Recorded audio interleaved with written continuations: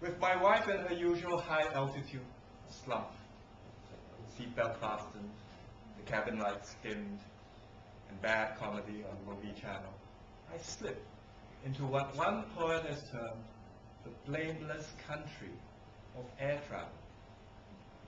I've plowed through several novels this way, unperturbed, felt the heart surge, and a particularly rousing phrase of Beethoven's coincides with the exact moment of takeoff. Sometimes this piece is so rare, I wave off the free champagne. And in economy, the meals are never worth missing the view for sunset over the Grand Canyon, the Pacific flowing like silk brocade. Now we enter the sphere of maps, a world abstracted and solid all at once, as settlements snuggle up to rivers and paddy fields play endless checkers with terraced hillsides. There's space enough for long thoughts, wispy musing. Do clouds, for instance, discharge their burdens in relief?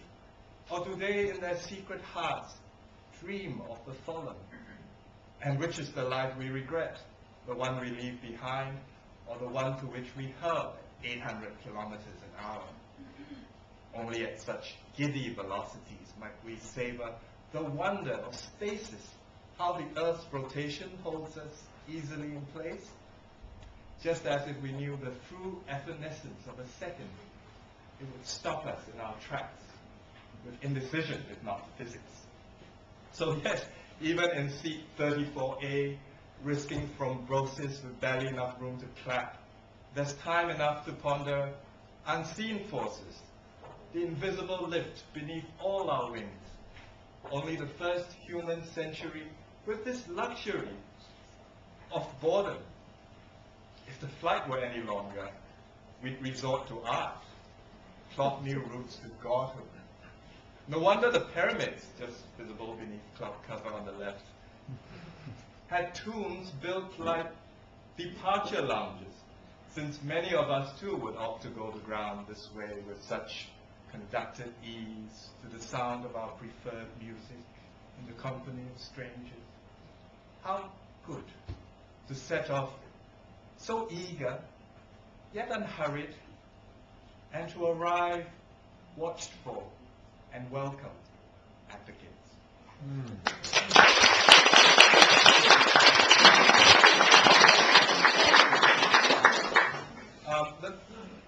The last two that I'm doing are both about my father in a way. I have a funny relationship with my father because he was a really bright man.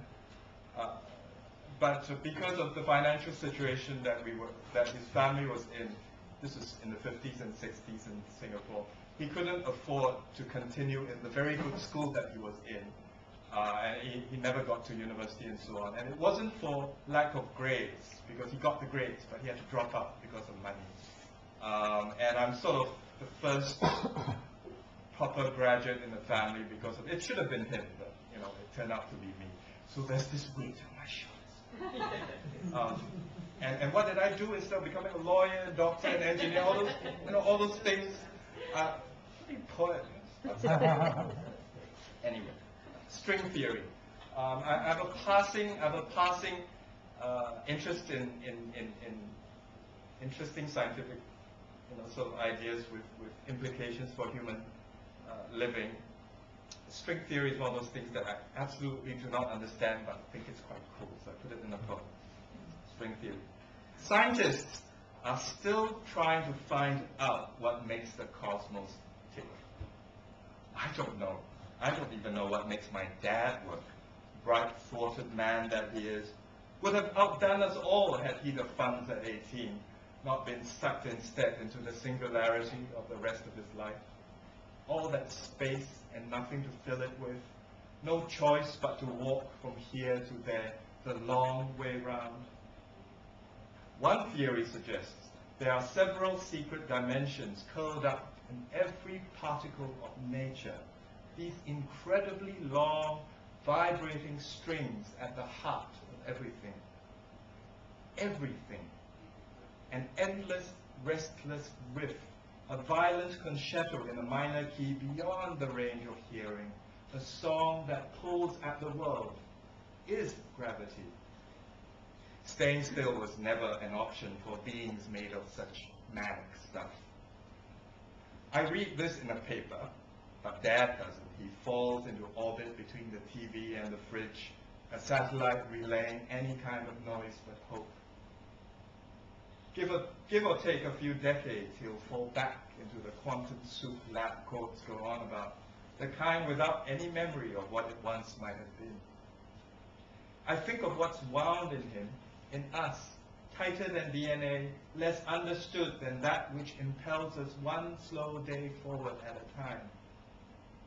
That old yarn about sons worshipping fathers, the way folks thought the sun revolved around the earth, not vice versa. Well, it ended the day he wrote, "Do what I couldn't," on my birthday card. I was in college. Outside my bay window, the world was a wide, unstudied sky, not these small, coiled realities we now think is all we have. I had not even grasped the dynamics of colliding lives, viscid trails I wandered blindly down. Dark matter clouds the universe, and uncertainty rules it. Could have said that years ago. I have a theory we become our fathers, however hard we try, as if this would explain everything. It will be a while yet before I arrive at the way he's letting himself loose now, though not quite the same way time unspools from the reel of physics, more like a shedding of paths, all possible futures fusing into a grand unified inevitability. I couldn't either, I would tell him, when I catch up finally, out of breath. As we stand laughing, wonder why we ever bothered, on some long and distant shore, on the other side of nowhere else to go.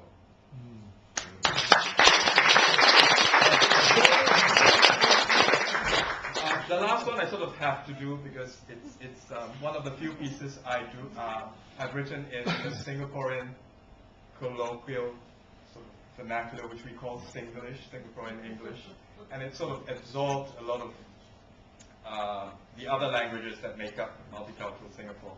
I actually wrote this in Iowa at the IWP, and it's become a staple since. It's a story about my father when he was young. He's a little boy. His family was so poor that he had to steal candles from the nearby convent in order to study by. They couldn't afford electricity. So this is kind of about that. There are two characters in here. One is the younger man is my father as a young boy, and the older voice is his elder brother, my uncle, who was always the very serious, studious one. So there are two voices, and it's called Candles. Oi! Appa, no, you take candle from the church again, you're going to get it. Never mind, I bring them back when you study finish. You don't say, you don't know. So dark, how to read, how to study. Got moon tonight, can see a bit. Our Leon house got light. I use mirror, borrowed a bit of light, good enough. Candle you bring back. I don't want Rick get scolding because of you.